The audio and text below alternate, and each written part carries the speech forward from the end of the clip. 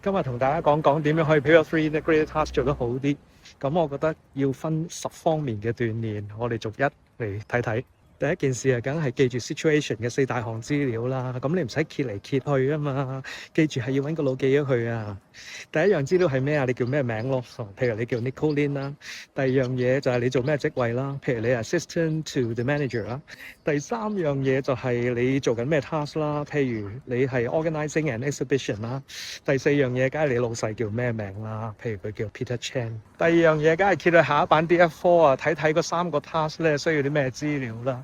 即係當你做 part B2 task 8 task 9 task 10啦，咁你先睇咗第一段先啦。task 8嘅佢需要嘅資料可能係3-4項㗎啦嚇。咁另外 task 9 task 10都係同一樣啦。咁記住睇每一個 task 佢需要啲咩資料嘅時候咧，你要分清楚3樣嘢。第一樣嘢就係個文體啦，譬如佢要你寫一個 reply email 嘅。第二樣嘢咧就係佢叫你寫啲乜嘢嚇，可能咧又要提供資料啦，可能咧又要問佢少少嘢啦，又可能要邀請佢嚟參觀啦。當係咁啦嚇，咁然之後到最後啦，咁啊睇下 starting information 啦。咁 data file 有時10幾版，你唔係每一版或者順住落去睇啊都要睇啊，唔係嘅嚇。咁佢一定有1-2項嘅 key information，叫你睇咗嗰2版先，咁你就即刻去睇嗰2版咯。下一項訓練就係熟習啲文體啦。咁有5大項文體你特別需要注意嘅。第一項有時叫你寫 proposal 啦嚇，咁跟住就可能叫你寫 email 啦，譬如覆信俾人啦，或者寫一封 email 俾人問人哋啲嘢咁樣啦。第三樣嘢就係 A 啦 article 啦，寫篇文章。咁第4樣嘢咧就係 report 啦。R 最後一樣嘢啊，你寫篇 speech 演講稿啊。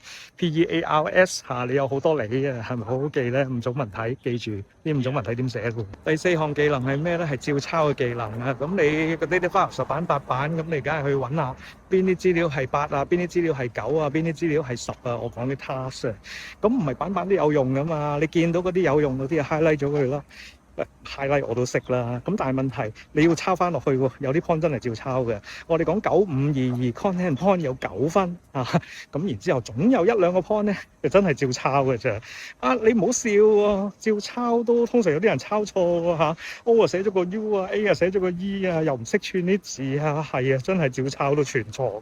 下一項啦就技能5啦，咁俾啲破碎嘅資料你例如就俾啲簡寫啊，或者1-2個字啊，幾隻字啊，咁然之後你要寫翻一個完整嘅句子啊，咁你得唔得？第6項啦就睇啲數據圖啦，譬如俾個數據你啊，又或者俾個 pie chart 你啊，俾個 bar chart 你啊，要你 report 翻個 figures 同 statistics 啦，你識唔識點樣 formally reporting figures and statistics 啊？第7項嘅喎，咩嚟嘅咧？就係俾幅圖你，譬如冷氣機滴水，你做個 past paper 之後講邊年啦，然之後咧就描繪翻幅圖出嚟，我哋叫做咧述圖題嘅，描述幅圖你見到啲乜嚇，咁咪 the air conditioner was dripping 咯。第8樣嘢啦，縮寫啊，你見到啲 file 好大餅字噶嘛，你點樣將成段文字可能幾十字縮成做一句10幾隻字咧？呢個都好高技巧嘅。第9樣嘅訓練咧就係 speech functions 啦，咁樣嘢都要 formal，咁你點樣向人哋表達謝意啊？點樣向人哋要求一啲嘢啊，或者叫佢還翻啲嘢俾你啊？又或者係邀請佢嚟參加一個開幕典禮啊？你識唔識點樣用 formal sentences 寫呢啲嘢出嚟？第10樣能力啦，有啲同學好鬼精彩嘅，佢將個10版8版 data file 咧，總之逐版揭啦，有關係嗰啲抄晒佢落嚟啦，然之後炒埋一碟，哇！你個篇 article 或者你嗰封咁嘅 email 咧，完全係亂七八糟嘅。咁你識唔識將嗰10個8個 point 組織成2-3段有意思嘅段落咧？呢個 organizing ability 都好重要嘅噃。如果你呢10樣嘅能力都係咁精咁掂咧，咁你一定攞5星星。咁你仲記唔記得邊10種能力啊？用中文2-3隻字 cap 一次俾你睇啦。呢10種咧，望望先。